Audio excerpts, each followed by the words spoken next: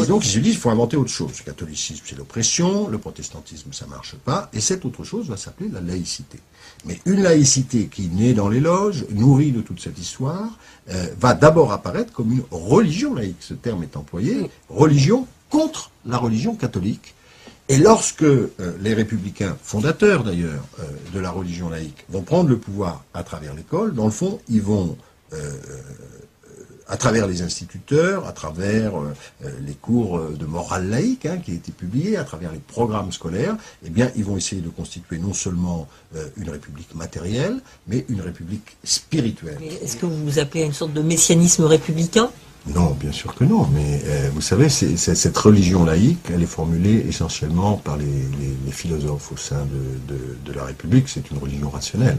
Donc c'est précisément, il n'y a pas de fin de l'histoire, l'histoire est en continu, c'est un appel à la conscience de chacun, au jugement, à la rationalité, mais ça s'édifie comme un système de croyance, très inspiré aussi du kantisme, avec la loi morale. Vincent Payon, il y a quand même un problème avec la question de la laïcité, vous le savez très bien, c'est qu'il y a eu des dérives de ce qu'on appelle les laïcards. C'est-à-dire qu'il y a eu, au fond, petit à petit, non pas du tout une spiritualisation de ce combat laïque, mais quelque chose comme un sectarisme de ce combat laïque, et qu'aujourd'hui, au XXIe siècle, on est dans une situation un peu différente. C'est-à-dire que la prise en compte et l'écoute des libertés individuelles nous amène à prendre en compte quelques aspects non pas communautaristes, mais quelques aspects communautaires. C'est-à-dire qu'il y a des communautés qui pensent à leur façon, leur rapport au religieux ou leur rapport au spirituel, et la République a été amenée à composer avec ces communautés sans entrer forcément dans le communautarisme.